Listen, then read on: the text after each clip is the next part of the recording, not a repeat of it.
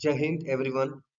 सो ये हमारा पहला क्लास है जिसमें हम टेंस टेंस चैप्टर की इंट्रोडक्शन की बात करेंगे।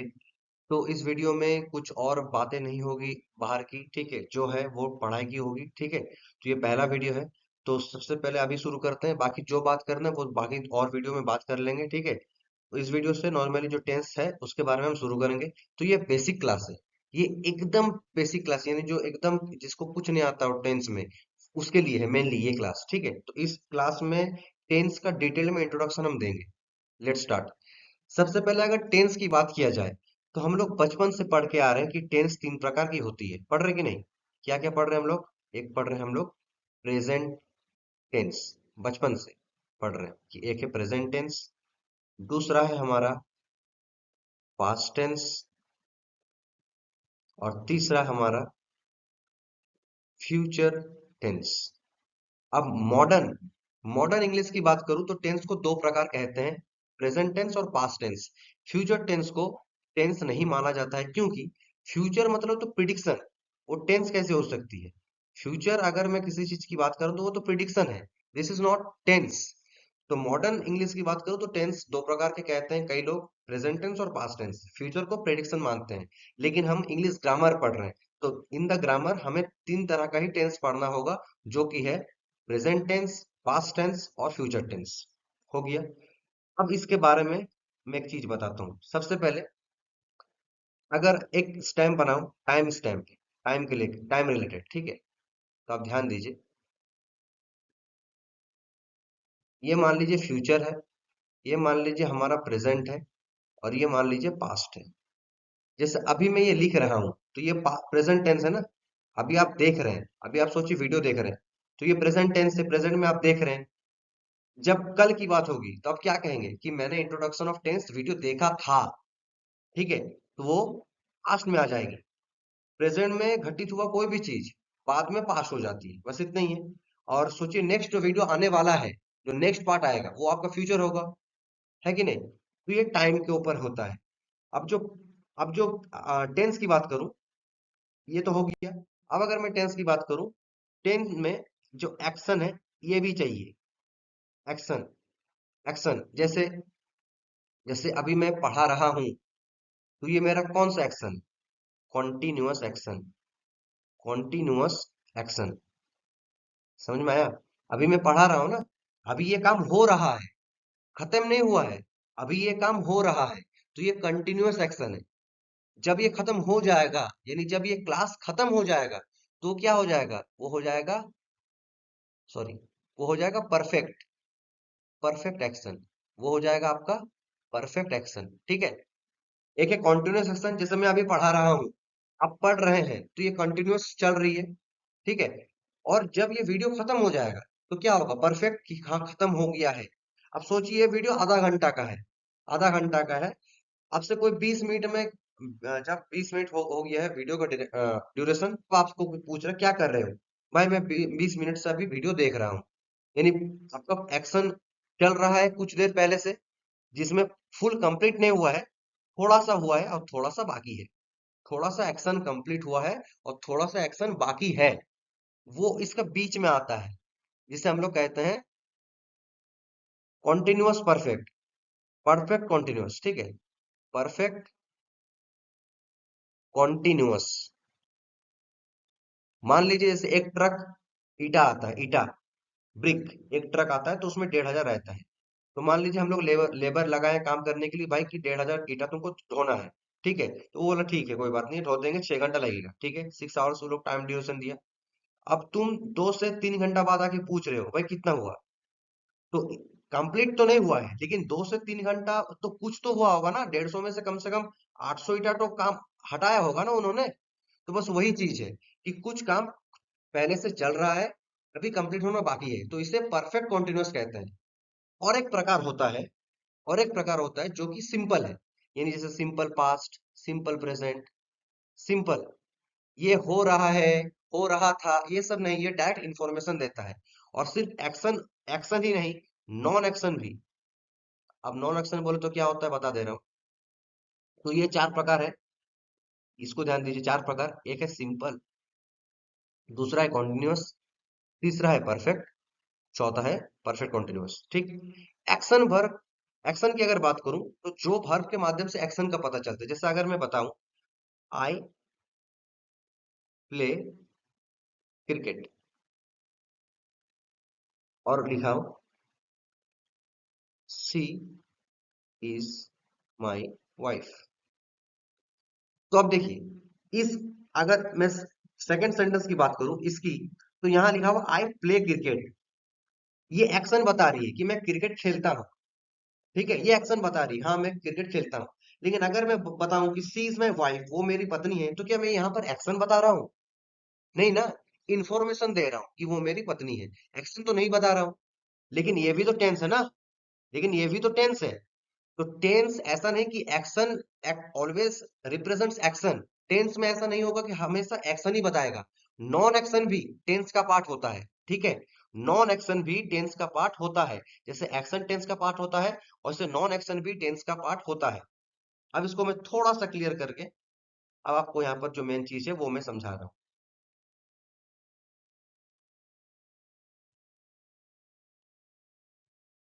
तो एक्शन के ऊपर ये तीनों बैठ गया, simple, continuous action, perfect action और परफेक्ट कॉन्टिन्यूअस एक्शन।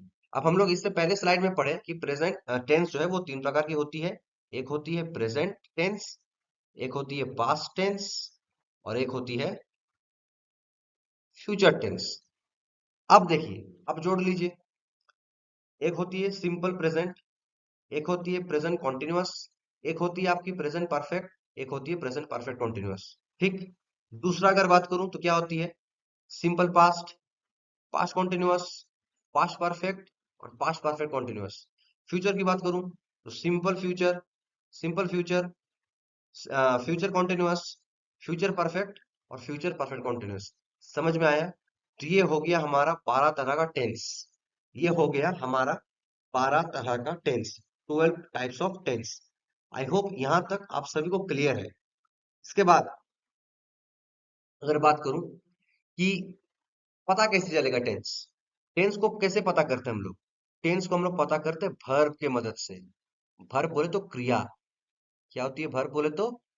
क्रिया। क्रिया मतलब जो ऐसा वर्ड जो किसी काम को दर्शाता है, वो हो गया वर्ब। तो सेंटेंस में स्थित जो हेल्पिंग वर्ब होते हैं या फिर जो मेन वर्ब होते हैं, ठीक है, किसी सेंटेंस में हेल्पिंग वर्ब नहीं भी रह सकता है, तो मेन वर्ब को देखकर या फिर हेल्पिंग वर्ब को देखकर या फिर दोनों को देखकर हम लोग टेंस डिसाइड करते हैं। क्या डिसाइड करते हैं हम लोग? टेंस डिसाइड करते हैं। क्या देखकर? हेल्पिंग वर्ब, मेन वर्ब को देखकर हम लोग टेंस डिसाइड करते हैं। ठीक है। जैसे नॉर्मल अगर मैं बात बताऊं, मैं यहाँ पर कुछ चीज लिख रहा हूं, एम इज आर, फिर यहाँ पर लिखा मैंने मान लीजिए वाज वेयर। ठीक है, तो अब अगर मैं पूछूं कि बताइए ये एम इज आर कौन सा टेंस है, तो आप क्या बोलेंगे? भाई प्रेजेंट टेंस है। भाई ये वाज वेयर कौन सा टेंस है, तो बोलेगा पास्ट टेंस है। तो कैसे मैं बोल पा रहा हूँ? यहाँ पर तो सेंटेंस भी नहीं लिखा हुआ है, लेकिन मैं फिर भी बोल पा रहा हूँ। कैसे पा रहा हूँ? क्योंकि वर्ब देख के ही ना टेंस बोल पाते हैं, वरना कैसे टेंस बोल देंगे? टेंस तो बोल ही नहीं पाएंगे। तो वर्ब, वर्ब ही डिसाइड करता है कि वो टेंस क्या है। ठीक है, तो वर्ब के पार्ट को जानेंगे थोड़ा सा।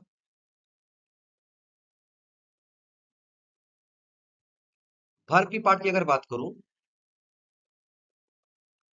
तो एक होती है वर्ब की फर्स्ट फॉर्म, एक होती है वर्ब की सेकंड फॉर्म। ठीक है, वर्ब की फर्स्ट फॉर्म, वर्ब की सेकंड फॉर्म, एक होती है वर्ब की थर्ड फॉर्म, जो होती है परफेक्ट, जो परफेक्ट एक्शन को दर्शाती है, परफेक्ट एक्शन को दर्शाती है।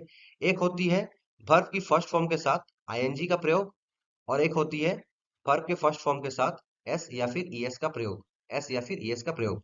इससे क्या बनता है? इससे सिंगुलर बनता है। वर्ब क्या होता है? सिंगुलर। नाउन और वर्ब में यही डिफरेंस है कि नाउन के साथ अगर एस या ईएस का प्रयोग किया जाए तो वो प्लूरल बन जाता है, लेकिन एक वर्ब के साथ जब हम एस व ईएस का प्रयोग करते हैं तब वो सिंगुलर बनता है। ठीक है, तो एक होती है वर्ब की फर्स्ट फॉर्म, एक होती है वर्ब की सेकंड फॉर्म, एक होती है थर्ड फॉर्म या फिर परफेक्ट एक्शन, एक होती है वर्ब के साथ आईएनजी, ये इसी के साथ आईएनजी ऐड कर देने से बन जाता है वो, एक होती है वर्ब के साथ एस या ईएस लगाकर। नॉर्मल बात, अगर मैं एक एग्जांपल लूं तो क्लीन, इसका सेकंड फॉर्म क्या है? क्लीन्ड। इसका परफेक्ट फॉर्म क्या है? क्लीन्ड। आईएनजी फॉर्म क्या बनेगा इसका? क्लीनिंग। और सिंगुलर फॉर्म क्या होगा? क्लीन्स। जैसे मैं अगर बोलूं ही क्लीन द डोर, तो इसमें एरर क्या है? इसमें एरर ये वाला है, क्लीन नहीं होगा क्योंकि थर्ड पर्सन सिंगुलर नंबर है। थर्ड पर्सन सिंगुलर नंबर है तो वर्ब के साथ एस या यूएस का प्रयोग होता है, तो इस वर्ब को मुझे सिंगुलर बनाना पड़ेगा। क्लीन तो प्लूरल है, तो इसको सिंगुलर कैसे बनाऊं? यहाँ पर एस देना पड़ेगा, तब ये जगह राइट होगा। तो ही क्लीन द डोर नहीं होगा, ही क्लीन्स द डोर होगा। क्या होगा? ही क्लीन्स द डोर। किसी को अगर नहीं पता कि ये फर्स्ट फॉर्म सेकंड फॉर्म क्या होता है, तो वो मैं लिख देता हूँ यहाँ पर। ठीक है, यहाँ तो आप देख लीजिए ये वाला क्या है, मैं यहाँ पर लिख देता हूँ कि एक होती है फर्स्ट पर्सन, एक होती है सेकंड पर्सन, एक होती है आपकी थर्ड पर्सन। ठीक है, सिंगुलर, और एक होती है आपकी प्लूरल। ठीक है, आई जो है, आई, ये होती है first person singular number. We, ये होती है first person plural number. You, second person singular, and you, second person plural. Third form की बात करूं तो ही होती है, सी होती है, या फिर इट होती है। ये थर्ड पर्सन सिंगुलर नंबर है। अगर थर्ड पर्सन प्लूरल नंबर की बात करूं तो दे होती है। समझ में आ गया? तो ये है थर्ड पर्सन सिंगुलर नंबर। इसके साथ जो भी है उसके साथ एस या ईएस का प्रयोग होता है।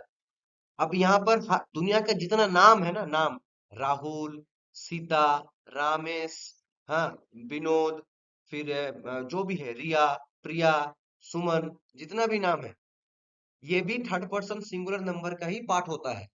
ये भी थर्ड पर्सन सिंगुलर नंबर का ही पार्ट होता है। ठीक है, तो आई होप यहां तक आपका क्लियर हो गया होगा। नेक्स्ट अब बात करते हैं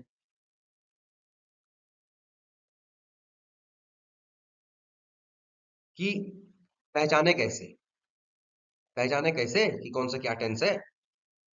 जैसे मैं कुछ एग्जांपल लिख रहा हूं, आप बोलिएगा।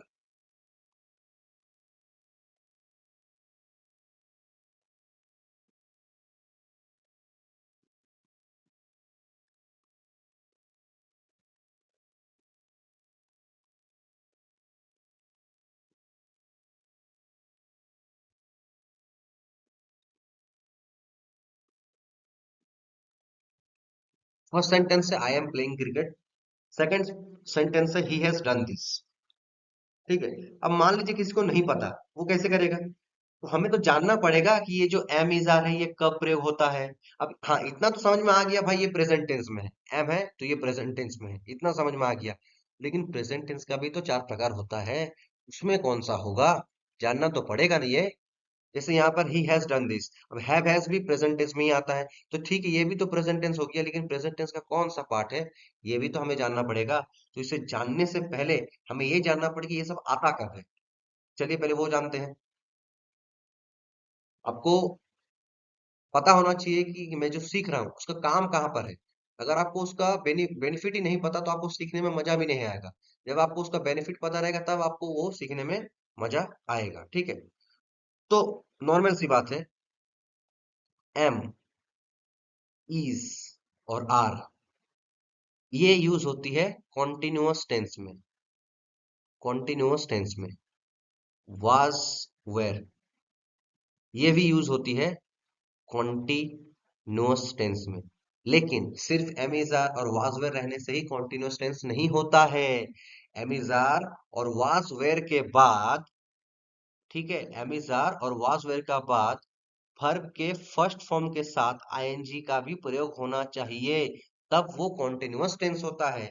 अगर एम इज आर के बाद वर्ब का फर्स्ट फॉर्म के साथ आईएनजी है तो वो कॉन्टिन्यूअस टेंस होता है। किसमें? प्रेजेंट कॉन्टिन्यूअस होता है वो। और अगर वाज वेयर के बाद वर्ब की फर्स्ट फॉर्म और आईएनजी रहे तो वो पास्ट कॉन्टिन्यूअस होता है। ठीक है, ये सबसे पहले आप याद रखो। एम इज आर है, तब जैसे अगर मैं यहाँ पर, अगर मैं एक एग्जांपल देता हूँ, क्या दिया था मैंने? I am playing cricket. अब बताइए कौन सा टेंस है, और ये बताइए कौन सा टेंस है? ही was doing his homework. He was doing his homework. अब बताइए, तो आपको यहाँ पर समझ में आ गया कि एमिजार के अगर किसी सेंटेंस में एमिजार का प्रयोग रहे और उसके बाद वर्ब का आईएनजी रहे तो वो हमेशा प्रेजेंट टेंस होता है कॉन्टिन्यूअस में। तो ये कौन सा टेंस हो गया? ये प्रेजेंट कॉन्टिन्यूअस हो गया। क्या हो गया ये प्रेजेंट कॉन्टिन्यूअस टेंस हो गया। और इसकी बात करूं तो यहाँ पर वाज वेयर है यानी पास्ट। अच्छा, कौन सा पास्ट? फर्स्ट फॉर्म के साथ आईएनजी है तो यानी कॉन्टिन्यूअस, क्योंकि फर्स्ट फॉर्म के साथ आईएनजी रहना मतलब ही कॉन्टिन्यूअस। तो ये कौन सा टेंस हो गया? ये हो गया आपका पास्ट कॉन्टिन्यूअस टेंस। समझ में आया? ठीक है। अब नेक्स्ट देखते हैं। नेक्स्ट अगर बताऊं, अगर हैव हैज रहे तो ये प्रेजेंट टेंस, लेकिन कौन सा? और अगर हैड रहे तो ये पास्ट टेंस, लेकिन कौन सा? तो हैव हैज के साथ यानी हैव हैज के बाद अगर वर्ब की थर्ड फॉर्म रहे और हैड के साथ वर्ब की थर्ड फॉर्म रहे तो हैव हैज रहने पर वो हो जाएगा आपका प्रेजेंट परफेक्ट।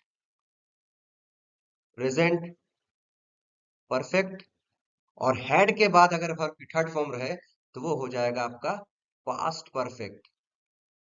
क्या हो जाएगा आपका? Past perfect. तो आपको ये भी आना चाहिए कि हैव हैज के बाद अगर वर्ब का थर्ड फॉर्म रहे तो वो होता है प्रेजेंट परफेक्ट। और हैड के बाद अगर वर्ब की थर्ड फॉर्म रहे तो वो हो जाता है पास्ट परफेक्ट।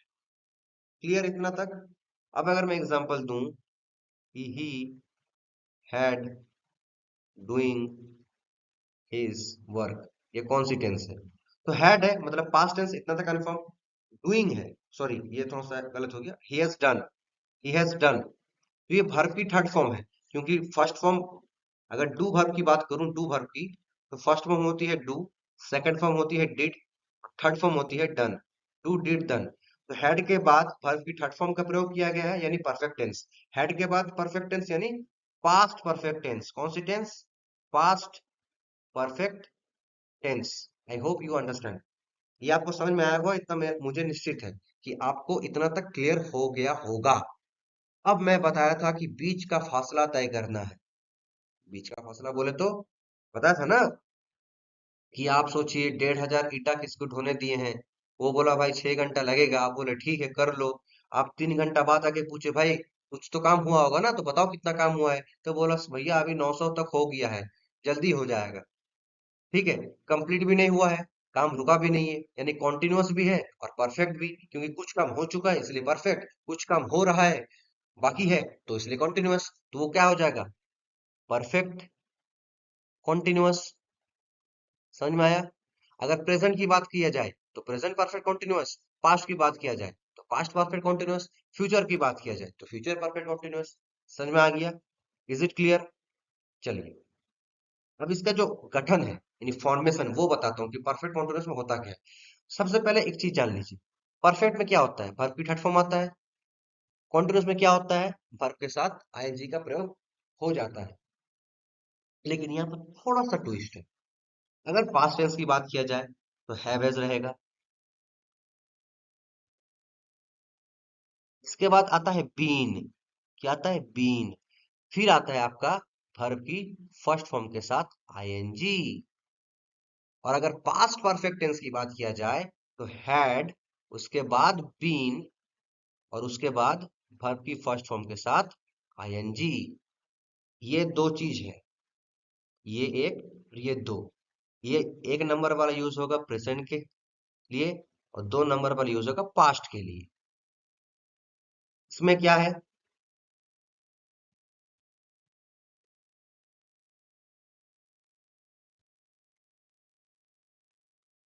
अब देखिए, अगर किसी सेंटेंस में आपको दिखे कि हैव हैज है, उसके बाद बीन है और फिर है वर्ब के फर्स्ट फॉर्म के साथ आईएनजी, तो वो हो जाएगा प्रेजेंट परफेक्ट कॉन्टिन्यूअस। आप वॉइस चेंज करें, आप नरेशन चेंज करें, कुछ भी करें, भाई आपको ये जानना ही पड़ेगा। ये नहीं जानोगे तो कर ही नहीं पाओगे। आप अगर सेंटेंस को पहचान ही नहीं पा रहे हो कि ये सेंटेंस क्या किस टेंस में है, कैसे सॉल्व करोगे? सॉल्व नहीं होगा ना।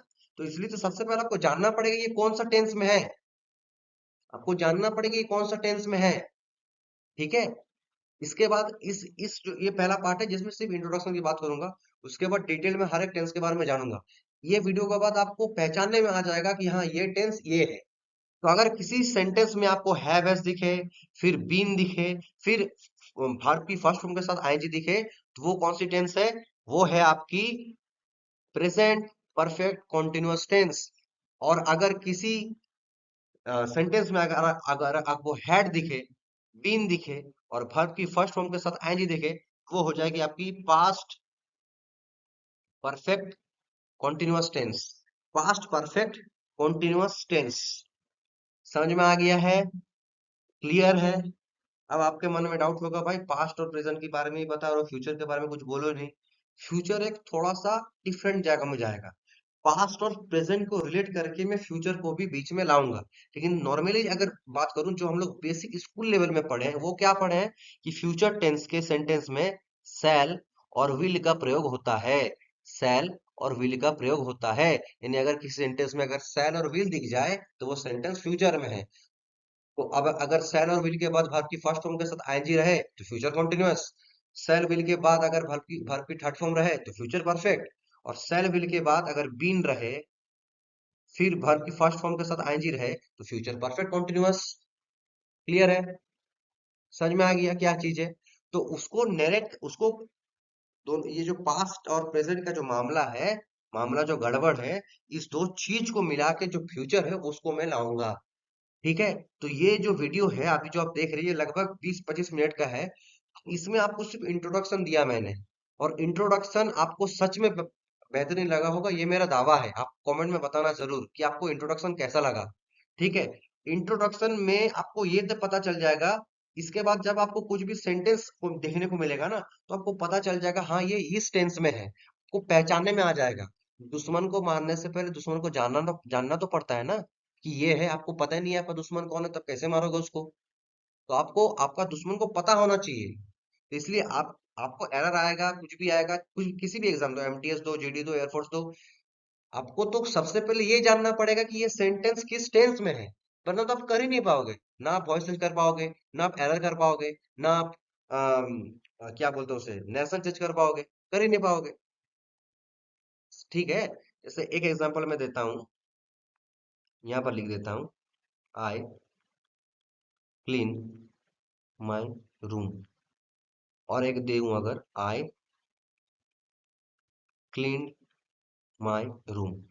अब मैं अगर पूछूं कौन सा सेंटेंस सही है, बताओ। I clean my room, I clean my room, दोनों में से कौन सा सेंटेंस सही है और कौन सा गलत है, बताओ। सही दोनों है। आई क्लीन माई रूम और आई क्लीन माई रूम दोनों सही है। लेकिन लेकिन लेकिन अब गलत कहां पर हो जाएगा? मान लीजिए क्वेश्चन में ना दिया हो तो कुछ मानना होना नहीं है भाई, लेकिन क्वेश्चन में दिया हो तो समझना पड़ेगा कि एरर कहां से बनता है। तो थोड़ा सा मैं क्लियर करके लिखता हूँ। और जो जो मैं लिख रहा हूँ यहाँ पर, ये आप अपना कॉपी में उतारते रहिए, ताकि आपको रिवाइज करने को मौका मिले। ऐसा ना हो कि वीडियो बार बार देखना पड़े। क्योंकि आप अगर एक बार वीडियो देख लेंगे, उसके बाद मेरे वीडियो 1000 बार देखिए, मेरा कुछ उससे फायदा नहीं है, उसका आपका भी फायदा नहीं, आपका टाइम जाएगा। इसलिए आप पहले से ही काफी बेहतरीन तरीके से उसको बनाते रहिए। अब मान लीजिए यहाँ पर मैं लिखा हूँ, आई क्लीन या फिर क्लीन माई रूम। कौन सा सही है? दोनों सही है। अगर मैं लिखूं आई क्लीन माई रूम, ये भी सही है। अगर मैं लिखूं आई क्लीन माई रूम, ये भी सही है। लेकिन अगर सेंटेंस ऐसा रहे, आई क्लीन या फिर क्लीन्ड माई रूम यस्टरडे। अब बताइए कौन सा सेंटेंस, आप बताइए कि यहाँ पर क्लीन होगा या फिर क्लीन होगा। अब बताइए। तो भाई अब क्लीन होगा, क्योंकि यस्टरडे यहाँ पर आपको टाइम मिल गया कि यस्टरडे में काम हुआ है। यस्टरडे मतलब बीता हुआ कल, यानी पास्ट टेंस। तो भाई ये वर्ब की फर्स्ट फॉर्म है, ये क्यों यूज होगा? ये तो नहीं होगा। तो आई क्लीन्ड माई रूम यस्टरडे होगा। समझ में आया? ये आपको एक एरर का नमूना दिखा दिया मैंने। ठीक है? इसके बाद मैं काफी क्वेश्चंस जो है वो प्रैक्टिस कराऊंगा। लेकिन ये पहला इंट्रोडक्शन वीडियो था। मैं चाहूंगा कि आप मुझे कमेंट में जरूर बताइए ये वीडियो आपको कैसा लगा होगा।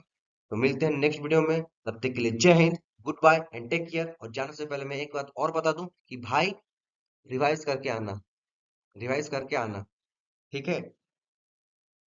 तो चलिए, और मेरा ज्वाइन बटन है, उस पर आप ज्वाइन कर सकते हैं मात्र 15 रुपीज में। वहां पर आपको इंग्लिश का फुल कोर्स मिलेगा, फुल कोर्स आपको मिल जाएगा वहां पर, चाहे आप किसी भी एग्जाम के लिए तैयार कर रहे हैं। ठीक है, चलिए मिलते हैं नेक्स्ट वीडियो में, तब तक के लिए जय Hind, goodbye and take care.